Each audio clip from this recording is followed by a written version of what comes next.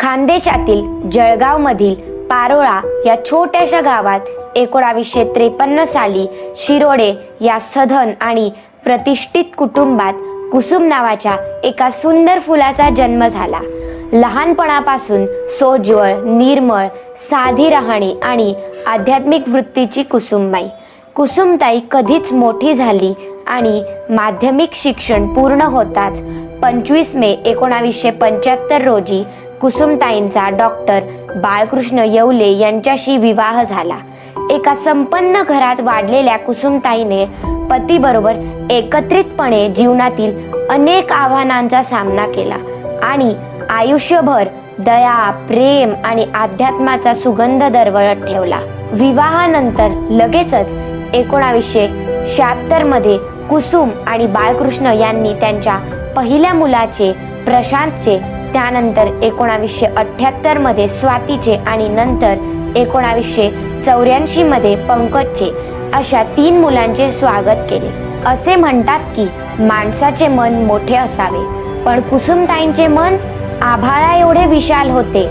जेव्हा कुसुमताईंच्या मोठ्या बहिणीने एका मुलाला दत्तक देण्याची विनंती केली, तेव्हा पंकज या 2 वर्षांच्या कोवळ्या वयात असलेल्या आपल्या मुलाला तिच्या मांडीवर देऊन तिच्या अपूर्ण आयुष्याला पूर्ण केले आणि त्याग, निस्वार्थीपणा, प्रेम आणि करुणेचे हे उदाहरण सर्व जगाला त्यांनी दिले आणि खऱ्या अर्थाने त्यांच्या इहलोकातील पुण्याच्या पण जीवनातील कधीही न भरून निघणाऱ्या पोकळीला आणि घट्ट मनाच्या अशा जीवन प्रवासाला सुरुवात झाली. कुसुमताई या एक मुलगी, पत्नी, आई, बहीण, वहिनी, सून, सासू, आजी, मैत्रीण आणि एक समर्पित शिष्य या नात्याने आयुष्यातील प्रत्येक भूमिका अत्यंत जबाबदारीने जगल्या. त्यांच्या पत्नीच्या भूमिकेत सर्व स्थितीत पतीला पूर्ण साथ दिलीच आणि पतीच्या पाठीशी उभ्या तर राहिल्याच, पण आईच्या भूमिकेत त्यांनी संपूर्ण समर्पित भूमिकेत आपल्या मुलांचे संगोपन केले आणि मुलांचे एक संस्कारसम, उच्च शिक्षित आणि प्रगतिशील जीवन घडवले आणि त्याचबरोबर त्यांच्यामध्ये दयाळूपणा, उदारता, लवचिकता, दानवृत्ती आणि चांगुलपणा यासारखी अनेक मूल्ये ही रुजवली.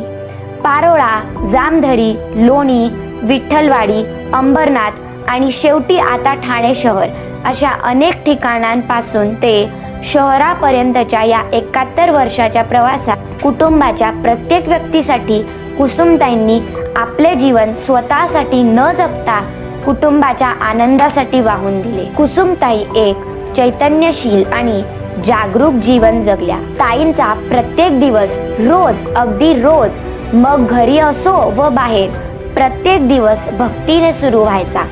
देवावर ताईंची अढळ श्रद्धा होती आणि म्हणूनच संपूर्ण आयुष्यात देवपूजा केल्याशिवाय कुसुमताईंनी कधीही अन्न ग्रहण केले नाही. अगदी त्यांच्या मध्यंतरीच्या आजारपणात देखील अगणित पूजा, असंख्य पारायणे, होम हवन आणि धर्मदाय कृत्ये हा तर जणू काही कुसुमताईंच्या अध्यात्माचा दाखलाच होता. ताईंनी भारतातील 4 धाम यात्रा, तिरुपती बालाजी, शिर्डी शेगाव, पंढरपूर, अक्कलकोट, गाणगापूर, अष्टविनायक, वैष्णवदेवी आणि नेपाळ, पशुपतीनाथ यासारख्या अनेक पवित्र स्थळांना भेटी दिल्या. कुसुमताई या कुटुंबासाठी आध्यात्मिक शक्तीचा आधारस्तंभ होत्या. त्यांनी मुलांना शिक्षण, संस्कृती, उदारतेची आणि आध्यात्मिकतेची मूल्ये देण्यासाठी अथक परिश्रम घेतले. कुसुमताई प्रत्येक दिवस कसा छान बनवता येईल याच विचारात असायच्या. मग घरात बारसे असो, वाढदिवस, लग्न दिवस असो की प्रत्येक महिन्यातील सण असो, मग तो संक्रांती असो, होळी, नागपंचमी, गुढीपाडवा, दिवाळी, दसरा अशा प्रत्येक दिवसाला महत्त्व देऊन त्या दिवसाचा पूर्ण आनंद घ्यायच्या आणि प्रत्येक दिवसाला विशेष बनवून आनंद द्विगुणित करण्याची त्यांची उत्साही धडपड असायची. कुणाहीकडे कुठलाही समारोह असो अथवा आध्यात्मिक सोहळा असो, कुसुमताई मदतीसाठी सदैव तयार असत. कुसुमताईंचे मन जसे सागरा एवढे अव्यापी आणि गगना एवढे विशाल होते, तेवढेच दयाळू आणि करुणाशील पण होते. आपल्या घरी आलेला कुणीही, मग तो नातेवाईक असो किंवा टपाल देणारा पोस्टमॅन अथवा निरोप देणारा वॉचमॅन किंवा घरात काम करण्यासाठी असलेल्या स्त्रिया असो, सर्वच त्यांच्यासाठी अतिथीच असायचे आणि आपल्या घरापर्यंत पोहोचलेले कुणीही भुकेले किंवा तहानलेले राहू नये यासाठी सतत दक्ष असायच्या. आणि म्हणूनच संपूर्ण आयुष्यात त्यांच्या घरी आलेला अतिथी कधीही निर्मुख गेला नाही. कुसुमताईंचे जीवन हा एक दानाचा प्रवास होता. त्यांनी त्यांचे नाव जगले. कुसुम म्हणजे फूल. कुसुमताई जिथे गेल्या तिथे सौंदर्य आणि सकारात्मकता पसरवली. कुसुमताईंनी आपले नातेवाईक, आप्तेष्ट, आध्यात्मिक मैत्रिणी यांच्या सहवासाचा आनंद लुटला. जेथे गेल्या तिथे उबदारपणा आणला. प्रत्येक आध्यात्मिक कार्यक्रम आणि समारंभात त्यांची ऊर्जा, लगबग आणि उत्साह चमकत असे.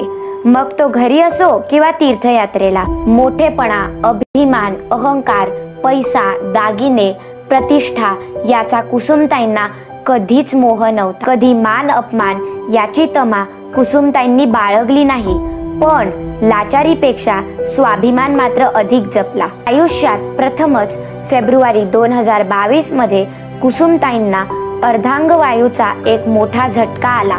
परंतु त्यांच्या पतीच्या अविरत प्रयत्नांनी, अविचल पाठिंब्याने आणि काळजीने, तसेच सून सौ शुभदा हिने अगदी मुलीसारखी सेवा केली आणि काळजी घेतली आणि कुसुमताईंनी या आजारावर मात केली आणि त्या संपूर्ण बऱ्या झाल्या.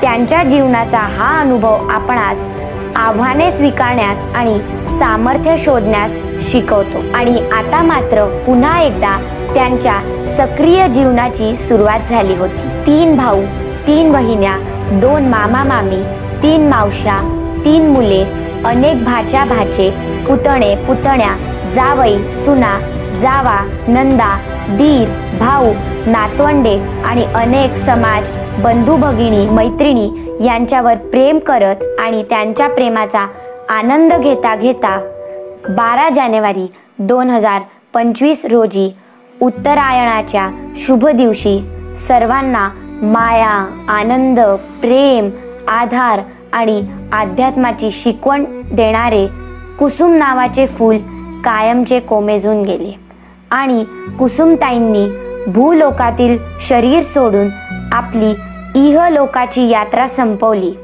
आणि वैकुंठाच्या दिशेने मार्गक्रमण केले आणि जगाचा कायमचा निरोप घेतला.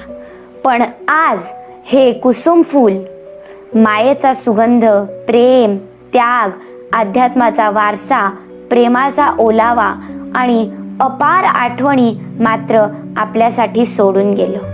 मरावे परी कीर्ती रूपी उरावे. वाटले नव्हते कोणालाही असे अघटित घडून जाईल. चालता बोलता देव तुम्हास नेईन. माणुसकी, माया, प्रेम, त्याग याची ज्यावेळी चर्चा होईल त्यावेळी सर्वात पहिली आठवण कुसुमताई तुमची येईल.